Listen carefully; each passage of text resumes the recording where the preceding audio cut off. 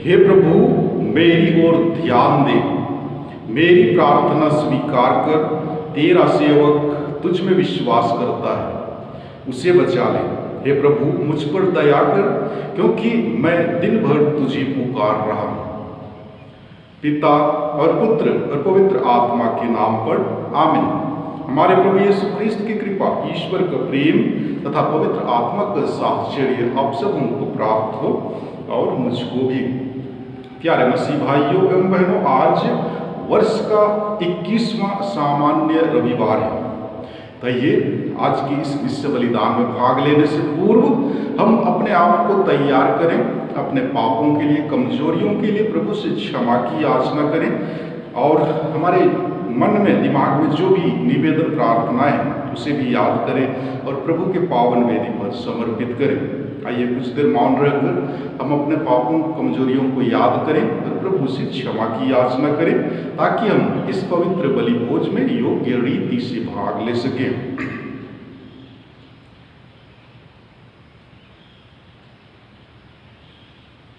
हम सब मिलकर बोले, हे भाइयों और बहनों, मैं सर्वशक्तिमान पिता परमेश्वर और आप लोगों के सामने स्वीकार करता हूँ कि मैंने मनोवचन और कर्म से और अपना कर्तव्य पूरा न करने से बार बार पाप किया है। मैं अपना दोष स्वीकार करता हूँ। इसलिए मैं धन्य कुमारी मरियम से, सब स्वर्गदूतों, सब संतों और आप लोगों से, हे भाइयों और बहनों, विनती करता हूँ कि आप मेरे लिए प्रभु परमेश्वर से प्रार्थना करें। सर्वशक्तिमान ईश्वर हम लोगों पर दया करे, हमारे पाप क्षमा कर हमें अनंत जीवन प्रदान करे। आमीन। हे प्रभु यीशु, तू सभी राष्ट्रों को ईश्वरीय राज्य की शांति में एकत्र करने आया है। हे प्रभु दया कर, तू वचन और संस्कार द्वारा हमारा निर्माण करने आता है। हे क्रिस्त दया कर, तू अपनी प्रजा को मुक्ति प्रदान करने महिमा के साथ फिर आएगा। हे प्रभु दया कर। महिमा बोलेंगे। स्वर्ग में ईश्वर की महिमा और पृथ्वी पर उसके कृपा पात्रों को शांति। हम तेरी प्रशंसा करते हैं, तुझे धन्य कहते हैं, तेरी आराधना करते हैं और तेरी महिमा गाते हैं। हम तेरी परम महिमा के कारण तेरा गुणगान करते हैं। हे प्रभु ईश्वर, स्वर्ग के स्वामी, सर्वशक्तिमान पिता ईश्वर, हे प्रभु इकलौते पुत्र यीशु ख्रिस्त, हे प्रभु ईश्वर, ईश्वर के मेमने पिता के पुत्र, तू संसार के पाप हर लेता है, हम पर दया कर। तू संसार के पाप हर लेता है, हमारा निवेदन स्वीकार कर। तू पिता की दाहिनी ओर विराजमान है, हम पर दया कर, क्योंकि तू ही पवित्र है, तू ही प्रभु है, तू ही यीशु ख्रिस्त पवित्र आत्मा के साथ पिता ईश्वर की महिमा में सर्वोच्च है। आमीन। हम प्रार्थना करें। हे प्रभु ईश्वर, तेरी कृपा से हम मन और दिल से एक हो जाते हैं। हमारे हृदय में तेरी आज्ञाओं के प्रति प्रेम और प्रतिज्ञाओं के प्रति उत्कंठा भर दे, जिससे इस परिवर्तनशील संसार में हमारा हृदय उस लोक में लगा रहे जहाँ सच्चा आनंद है। हम यह प्रार्थना करते हैं अपने प्रभु और तेरे पुत्र यीशु ख्रिस्त के द्वारा, जो ईश्वर होकर तेरे तथा पवित्र आत्मा के साथ युगानुयुग जीते और राज्य करते हैं। आमीन। आज के पहले पाठ द्वारा माता कलीसिया हमें बतलाती है कि जब यहूदी लोग मिस्र से निकलने के बहुत समय बाद प्रतिज्ञात देश अर्थात फिलिस्तीन आ चुके थे, तो योशुआ ने उन्हें अपने सामने बुलाया और उन्होंने दृढ़तापूर्वक यह प्रतिज्ञा की कि हम प्रभु को छोड़कर अन्य देवताओं की सेवा नहीं करेंगे। पहला पाठ योशुआ का ग्रंथ अध्याय 24 पद संख्याएं 1 से 2 और 15 से 18 तक से लिया गया है। वचन कहता है, योशुआ ने सिक्केम में सब इस्राएली वंशी को इकट्ठा कर लिया। इसके बाद उसने इस्राएल के वयोवृद्धों, नेताओं, न्यायकर्ताओं तथा शास्त्रियों को बुला भेजा और वे सब ईश्वर के सामने उपस्थित हो गए। तब योशुआ ने समस्त लोगों से कहा, यदि तुम ईश्वर की सेवा करना नहीं चाहते तो आज ही तय कर लो कि तुम किसकी सेवा करना चाहते हो। उन देवताओं की जिनकी सेवा तुम्हारे पुरखे नदी के उस पार करते थे, अथवा अमोरियों के देवताओं की जिनके देश में तुम रहते हो। मैं और मेरा परिवार हम सब ईश्वर की सेवा करना चाहते हैं। लोगों ने उत्तर दिया, प्रभु को छोड़कर अन्य देवताओं की सेवा करने का विचार हमसे कोसों दूर है। हमारे प्रभु ईश्वर ने हमें और हमारे पुरखों को दासता के घर से मिस्र देश से निकाल लिया है। उसी ने हमारे सामने वे महान चमत्कार दिखाए हैं।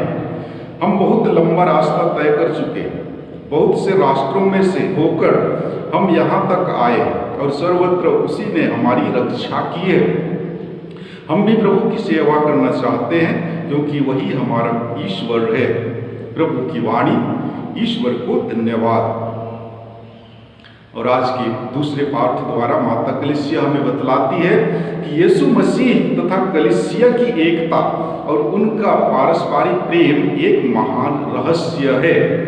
पति तथा पत्नी का संबंध यीशु तथा कलीसिया के संबंध का प्रतीक है। इसलिए संत पौलुस विवाहितों से अनुरोध करते हैं कि पति अपनी पत्नी को अपने समान प्यार करे और पत्नी अपने पति का आदर करे। दूसरा पाठ इफिसियों के नाम संत पौलुस का पत्र अध्याय 5 पद संख्याएं 21 से 32 तक से लिया गया है। वचन कहता है, हम मसीह के प्रति श्रद्धा रखने के कारण एक दूसरे के अधीन रहे। पत्नी प्रभु जैसे अपने पति के अधीन रहे, जिस तरह मसीह कलीसिया का शीर्ष है और उसके शरीर का मुक्तिदाता। जिस तरह कलीसिया मसीह के अधीन रहती है, उसी तरह पत्नी को भी सब बातों में अपने पति के अधीन रहना चाहिए। पतियों, अपनी पत्नी को उसी तरह प्यार करो जिस तरह मसीह ने कलीसिया को प्यार किया है। उन्होंने उसके लिए अपने को अर्पित किया है, जिससे वह उसे पवित्र कर सके और वचन तथा जल के स्नान द्वारा शुद्ध कर सके, क्योंकि वह एक ऐसी कलीसिया अपने सामने उपस्थित करना चाहते हैं जो महिमामय हो, जिसमें ना दाग हो, न झुर्री और ना कोई दूसरा दोष, जो पवित्र और निष्कलंक हो। पति अपनी पत्नी को उसी तरह प्यार करे मानो वह उसका अपना शरीर हो। कोई भी अपने ही शरीर से बैर नहीं रखता, उल्टे वह उसका पालन पोषण करता है और उसकी देखभाल करता रहता है। मसीह कलीसिया के साथ ऐसा ही करते हैं, क्योंकि हम उसके शरीर के अंग हैं। धर्म ग्रंथ में लिखा है, पुरुष अपने माता पिता को छोड़ेगा और अपनी पत्नी के साथ रहेगा और वे दोनों एक शरीर हो जाएंगे। यह एक महान रहस्य है। मैं समझता हूँ कि यह मसीह और कलीसिया के संबंध की ओर संकेत करता है। जो भी हो, आप लोगों में हर एक अपनी पत्नी को अपने समान प्यार करे और पत्नी अपने पति का आदर करे। प्रभु की वाणी। ईश्वर को धन्यवाद। जय घोष। Hallelujah, hallelujah. हे प्रभु, तेरी शिक्षा आत्मा और जीवन है। तेरे ही शब्दों में अनंत जीवन का संदेश है। हालेलुया। प्रभु आप लोगों के साथ हो और मेरे साथ भी। संत यूहन्ना के अनुसार पवित्र सुसमाचार। हे प्रभु तेरी महिमा हो। अध्याय 6 पद संख्या 60 से 69 तक। यीशु के बहुत से शिष्यों ने उनकी यह शिक्षा सुनकर कहा, यह तो कठोर शिक्षा है, इसे कौन मान सकता है? यह जानकर कि मेरे शिष्य इस पर गुनगुना रहे हैं, यीशु ने उनसे कहा, क्या तुम इसी से विचलित हो रहे हो? जब तुम मानव पुत्र को वहां आरोहण करते देखोगे जहां वह पहले था, तो क्या कहोगे? आत्मा ही जीवन प्रदान करता है, मांस से कुछ लाभ नहीं होता। मैंने तुम्हें जो शिक्षा दी है वह आत्मा और जीवन है, फिर भी तुम लोगों में से अनेक विश्वास नहीं करते। यीशु तो प्रारंभ से ही यह जानते थे कि कौन विश्वास नहीं करते और कौन मेरे साथ विश्वासघात करेगा। उन्होंने कहा, इसलिए मैंने तुम लोगों से यह कहा कि कोई भी मेरे पास तब तक नहीं आ सकता जब तक कि उसे पिता से यह वरदान ना मिल जाए। इसके बाद बहुत से शिष्य अलग हो गए और उन्होंने उनका साथ छोड़ दिया। इसलिए यीशु ने 12 से कहा, क्या तुम लोग भी चले जाना चाहते हो? सिमोन पेतरुस ने उन्हें उत्तर दिया, प्रभु हम किसके पास जाएं? आपके ही शब्दों में अनंत जीवन का संदेश है। हमने विश्वास कर लिया और हम जान गए हैं कि आप ईश्वर के भेजे हुए परम पावन पुरुष हैं। यीशु ने उनसे कहा, क्या मैंने तुम 12 को नहीं चुना? तब भी तुम में से एक शैतान है। प्रभु का सुसमाचार। हे ख्रीस्त तेरी स्तुति हो। प्यारे मसीह विश्वासियों, आज का पहला पाठ योशुआ के ग्रंथ से लिया गया है। पाठ के अनुसार योशुआ इस्राएलियों को चेतावनी देते हुए कहते हैं कि तुम ईश्वर की उपासना नहीं करना चाहते हो तो आज तय कर लो कि तुम किसकी उपासना करना चाहते हो। उन देवताओं की जिनकी उपासना तुम्हारे पूर्वज नदी के उस पार करते थे, अथवा अमोरियों के देवताओं की जिनके देश में तुम रहते हो। मैं और मेरा परिवार हम सब प्रभु की उपासना करेंगे। योशुआ के बातों को सुनकर लोगों में ईश्वर के प्रति भय उत्पन्न हो गई और उन्होंने अपने जवाब में कहा, प्रभु को छोड़कर अन्य देवताओं की उपासना करने का विचार हमसे दूर है। और दूसरा पाठ तथा सुसमाचार भी यही संदेश देता है कि प्रभु यीशु में ही विश्वास करना है, क्योंकि वही हमारा उद्धार करता है। जी हाँ प्यारे भाइयों एवं बहनों, यदि हम ख्रिस्तीय विश्वासी हमारे पूर्वजों के जीवन शैली और इस्राएलियों के जीवन शैली में तुलना करेंगे तो हमें ज्ञात होगा कि हमारे पूर्वजों का जीवन और इस्राएलियों का जीवन प्रायः एक जैसा था। विशेषकर स्वतंत्र भारत के पहले जब हमारा भारत देश अंग्रेजों के गुलाम में था, उस समय की बात करें और मिस्र देश में इस्राएलियों के जीवन पर तुलना करें तो सचमुच हमारे पूर्वजों और इस्राएलियों का जीवनचर्या एक जैसा ही प्रतीत होता है। इस्राएली मिस्र के राजा फिरौन के गुलामी में थे और हमारे पूर्वज अंग्रेजों तथा राजा राजवाड़ों के गुलामी में जी रहे थे। जी हाँ, जिस तरह ईश्वर ने इस्राएलियों पर तरस खाकर नबी मूसा के द्वारा उन्हें दासता से मुक्त कराया, उसी प्रकार हमारे देश में भी ईश्वर ने मिशनरियों को भेजा और हमारे पूर्वजों को कई प्रकार के दासता से मुक्त कराया है। हमारे पूर्वजों ने, विशेषकर छोटा नागपुर के आदिवासी समुदाय ने प्रभु के प्रेम को पहचाना और प्रभु के शुभ संदेश को स्वीकारा। यद्यपि हमारे पूर्वज अनपढ़ गंवार थे, फिर भी उन्होंने प्रभु के शक्ति और सामर्थ्य में विश्वास किया और अपने विश्वास रूपी बीज को मजबूत बनाया। लेकिन जब हम आज की इस पीढ़ी की, जी हाँ, इस शिक्षित पीढ़ी की बात करें तो हमें ज्ञात होता है कि आज की ये पीढ़ी यीशु के समय में जो पीढ़ी थी उसी के सदृश हो गई है। आज हमारे आदिवासी भाई बहन पढ़ लिख कर शिक्षित हो गए हैं। जो विश्वास हमारे पूर्वजों ने हमें प्रदान किए उसे हम भूलते जा रहे हैं। आज हमारे पास प्रभु के लिए समय नहीं मिल रहा है। कई लोग ऐसे हैं जो कलीसिया के कार्यकलापों में भाग नहीं लेते हैं। जब संस्कार लेने की बात आती है तो लगातार कलीसिया के कार्यकलापों में भाग लेते हैं और जब संस्कार मिल गया तो भूल जाते हैं। ठीक उन्हीं इस्राएलियों की तरह जिन्होंने प्रभु का चमत्कार देखा, वे प्रभु ईश्वर के आदेशानुसार जीवन यापन करते थे और नई पीढ़ी के आते ही दूसरे देवी देवताओं की आराधना एवं उपासना करने लग जाते थे। आज हमारे बीच में भी ऐसे बहुत से लोग हैं जो सिर्फ पैसे के पीछे दौड़ते हैं। उनके ऊपर प्रभु की जो कृपा है उसे भूल गए। प्यारे भाइयों एवं बहनों, प्रभु यीशु ही हमारा उद्धार करता है, वही कलीसिया के शीर्ष हैं। अतः हम विश्वासियों को उनके इच्छानुसार जीवन यापन करने की जरूरत है। और आज के सुसमाचार में संत पेतरुस कहते हैं कि प्रभु हम किसके पास जाएं? आपके ही शब्दों में अनंत जीवन का संदेश है। पेतरुस का यह वाक्य प्रभु पर अटूट विश्वास को दर्शाता है। अतः हमारे जीवन में सवाल आना चाहिए कि क्या हम प्रभु के वचनों पर पूर्ण रूप से विश्वास करते हैं? हम मनन करें कि जब हम प्रभु के वचनों को पढ़ते हैं तो कैसे पढ़ते हैं? क्या हम भी पेतरुस की तरह कह सकते हैं कि प्रभु हम कहाँ जाएं? आपके शब्दों में अनंत जीवन है।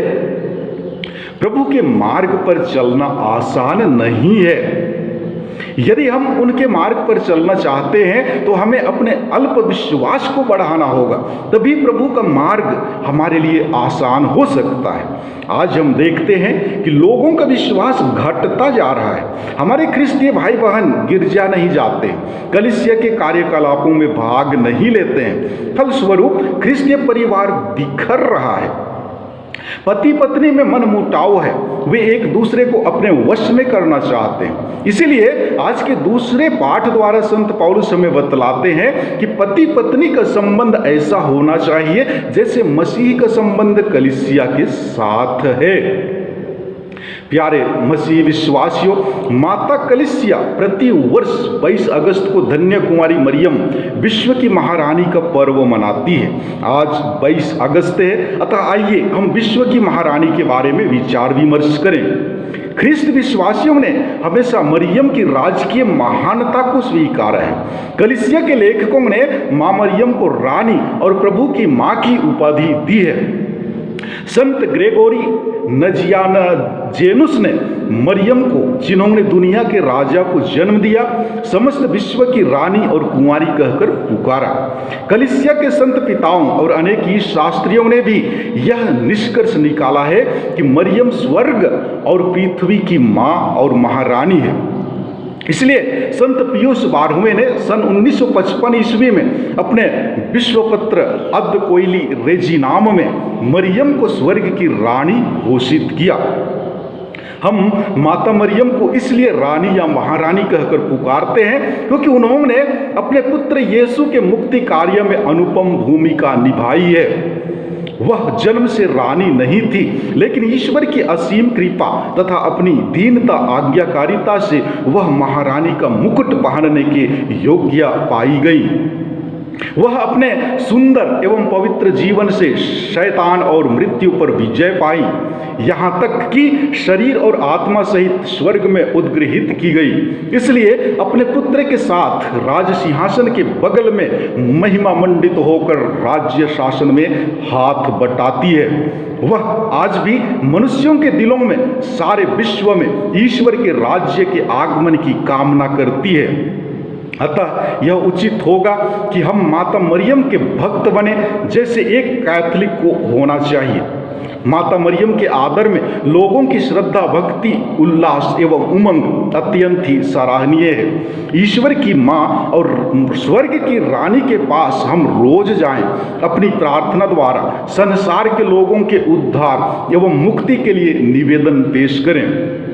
वह स्वर्ग पहुंचने या ईश्वर के पास जाने का सर्वोत्तम माध्यम है। हम उसकी शरण लें। आमीन।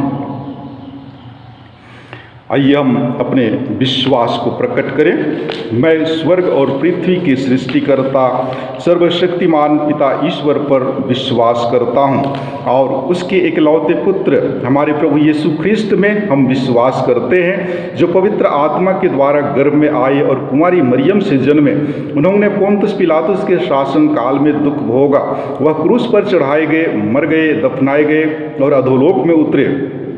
वह तीसरे दिन मृतकों में से जी उठे, स्वर्ग गए, सर्वशक्तिमान पिता परमेश्वर के दाहिनी ओर विराजमान हैं और वहां से जीवितों और मृतकों का न्याय करने फिर आएंगे।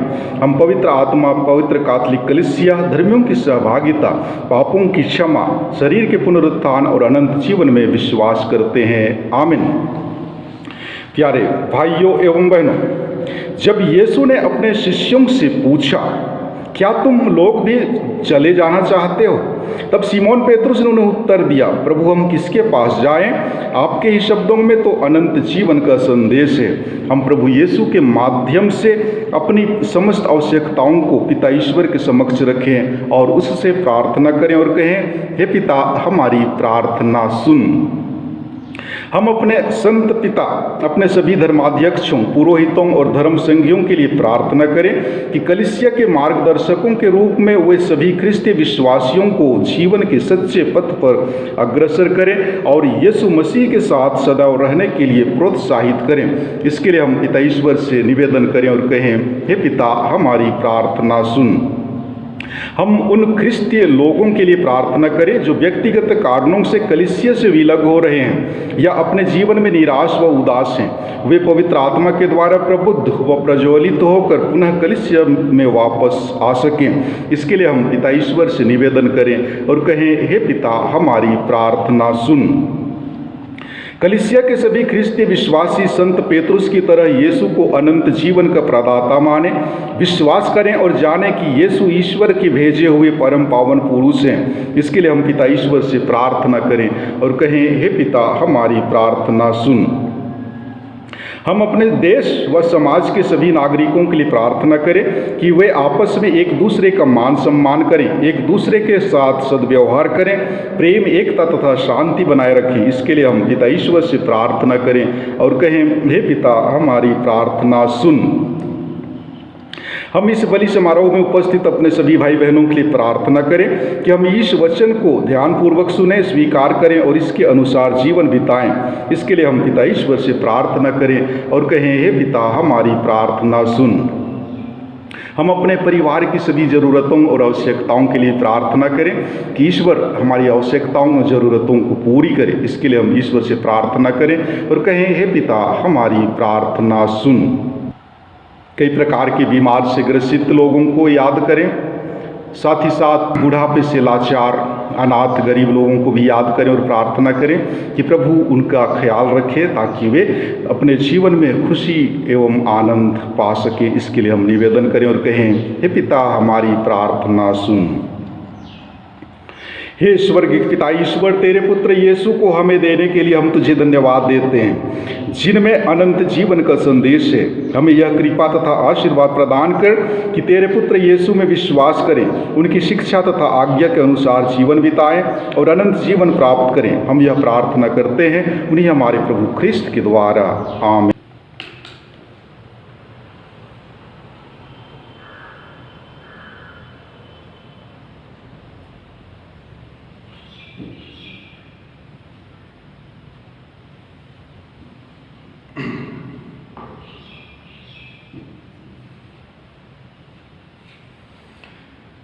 धन्य है तू विश्व के प्रभु ईश्वर, यह रोटी जिसे हम तुझे चढ़ाते हैं हमें तेरी उदारता से मिली है।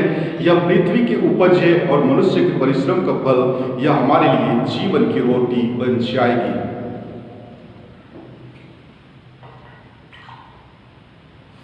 इस अंगूरी और जल के रहस्य द्वारा हम इस ख्रिस्त ईश्वरत्व के भागी बन जाएं जो हमारे लिए मनुष्य बन गए। धन्य है विश्व प्रभु ईश्वर, यह अंगूरी जिसे हम तुझे चढ़ाते हैं हमें तेरी उदारता से मिली है। यह दाखलता की उपज है और मनुष्य के परिश्रम का फल, यह हमारे लिए आध्यात्मिक पेट बन जाएगी। धन्य है ईश्वर अनंत काल तक। हे प्रभु, हम अपने को दीनहीन समझते हैं और हृदय से पश्चाताप करते हैं, हम पर दया कर। हे प्रभु, आज हमारा यह बलिदान ग्रहण कर। हे प्रभु, मेरे अपराध क्षमा कर, मुझ पापी को शुद्ध कर। भाइयों बहन, प्रार्थना कीजिए कि सर्वशक्तिमान पिता ईश्वर मेरा और आप लोगों का यह बलिदान स्वीकार करे। प्रभु अपने नाम की स्तुति तथा महिमा के लिए और हमारे तथा अपने समस्त पवित्र कलीसिया के लाभ के लिए मेरे हाथों से यह बलिदान स्वीकार करें, आमीन। हे प्रभु, तूने क्रूस के एकमात्र बलिदान से अपने लिए प्रजा एकत्र की है। अपनी कलीसिया में इस सबको एकता और शांति का वरदान देने की कृपा कर। हमारी प्रार्थना सुन हमारे प्रभु ख्रिस्त के द्वारा, आमीन। प्रभु आप लोगों के साथ हो और मेरे साथ भी प्रभु में मन लगाइए। हम प्रभु में मन लगाए हुए हम अपने प्रभु ईश्वर को धन्यवाद दें, यह उचित और आवश्यक है। हे पूज्य पिता, यह परम उचित है, हमारा कर्तव्य तथा कल्याण है कि हम सदा व सर्वत्र अपने प्रभु ख्रिस्त के द्वारा तुझे धन्यवाद दें। अपनी मृत्यु तथा पुनरुत्थान के द्वारा इन्होंने हमें पाप और मृत्यु की दासता से मुक्त कर ऐसा गौरव प्रदान किया कि हम निर्वाचित जनता, राजकीय याजक वर्ग, पवित्र जाति तथा प्रभु की निजी प्रजा कहलाएं। हे पिता, हम समस्त विश्व में तेरे सामर्थ्य की घोषणा करते हैं, क्योंकि तूने हमें अंधकार से अपने अद्भुत प्रकाश में बुलाया है। इसलिए हम समस्त दूतगण से मिलकर तेरी स्तुति करते हुए निरंतर एक स्वर से कहते हैं, एक साथ बोलेंगे, पवित्र पवित्र पवित्र प्रभु विश्वमंडल के ईश्वर, स्वर्ग और पृथ्वी तेरी महिमा से परिपूर्ण है। स्वर्ग में प्रभु की जय। धन्य हुए जो प्रभु के नाम पर आते हैं, स्वर्ग में प्रभु की जय। हे परम पिता, तू वास्तव में पवित्र है, सारी पवित्रता का स्रोत है। हम तुझसे निवेदन करते हैं, तो यह उपहार अपने आत्मा के संस्पर्श से पवित्र कर दे कि यह हमारे प्रभु यीशु ख्रिस्त का शरीर तथा रक्त बन जाए। जिस रात को यीशु स्वेच्छा से मृत्यु के लिए सौंपे गए, उन्होंने रोटी ली, तुझे धन्यवाद दिया और रोटी तोड़कर उसे अपने शिष्यों को देते हुए कहा, तुम सब इसे लो और इसमें से खाओ, क्योंकि यह मेरा शरीर है जो तुम्हारे लिए बलि चढ़ाया जाएगा।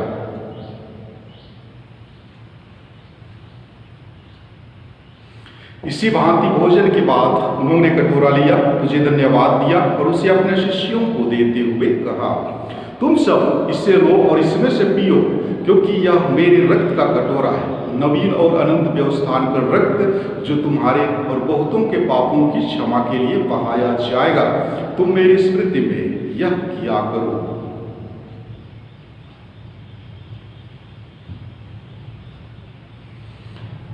विश्वास का रहस्य, ख्रिस्त मर गए, ख्रिस्त जी उठे, ख्रिस्त महिमा के साथ फिर आवेंगे। हे परमपिता, यह आज्ञा मानकर हम अपने प्रभु की मृत्यु और पुनरुत्थान की स्मृति में तुझे जीवन की रोटी और मुक्ति का कटोरा चढ़ाते हैं। हम तुझे धन्यवाद देते हैं कि तूने हमें अपने सम्मुख उपस्थित होने और अपनी सेवा करने का सौभाग्य प्रदान किया है। हमारा नम्र निवेदन है कि हम सब जो ख्रिस्त का शरीर तथा रक्त ग्रहण करते हैं, पवित्र आत्मा के द्वारा एकता के सूत्र में बंधे रहें। प्रभुवर हमारे संत पिता फ्रांसिस,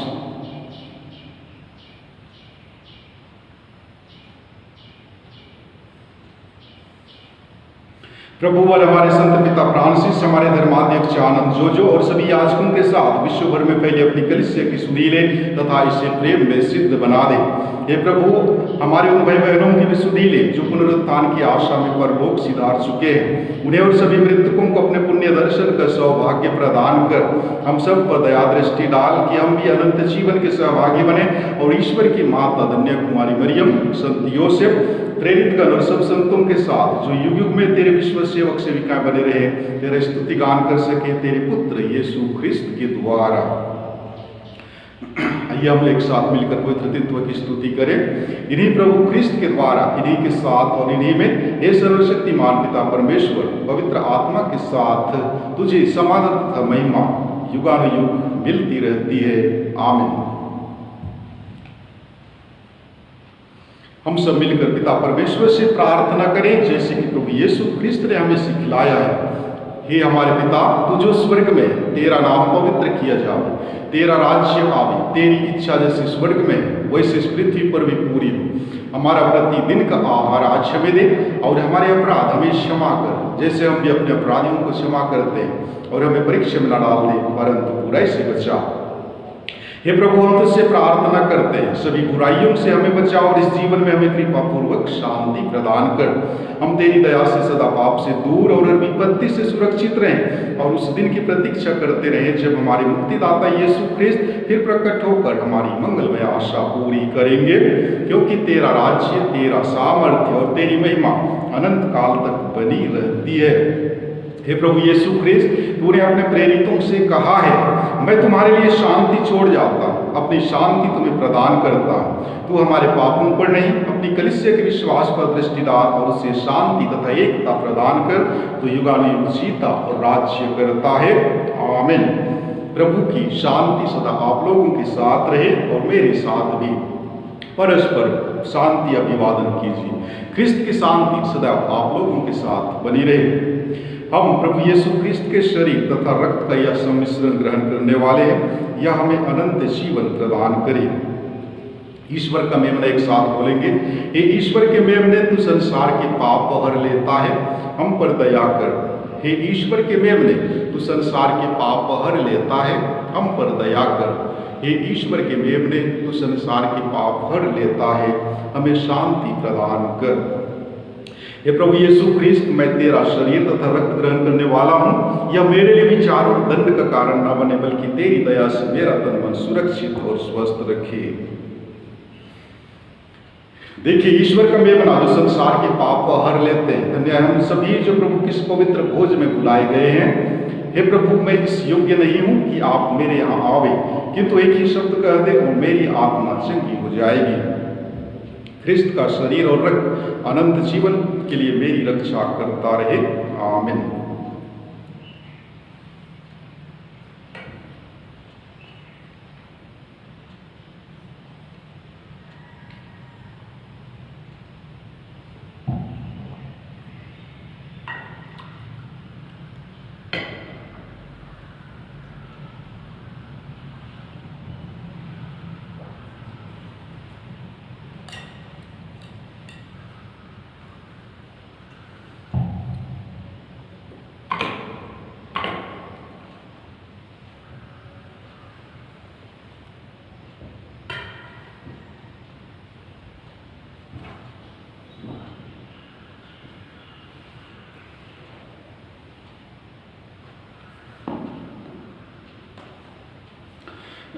प्रसाद भजन। हे प्रभु, तेरे कार्य के फल से पृथ्वी तृप्त हो जाएगी। तू धरती से रोटी उत्पन्न करता और अंगूरी से मनुष्य का दिल प्रसन्न करता है। हम प्रार्थना करें। हे प्रभु, अपनी दया की औषधि से हम सबको पूरी तरह चंगा कर दे। तेरी कृपा हमें पूर्णतः नवीन बनाए और ऐसी सरगर्मी दे कि हम तुझे हर बात में प्रसन्न करें। यह वर दे हमारे प्रभु क्रिस्त के द्वारा। आमीन। प्रभु आप लोगों के साथ हो और मेरे साथ भी। सर्वशक्तिमान ईश्वर पिता, पुत्र और पवित्र आत्मा आप सबको आशीर्वाद प्रदान करे। आमीन। आप लोग विदा लें। मिस्सा संपन्न हुआ।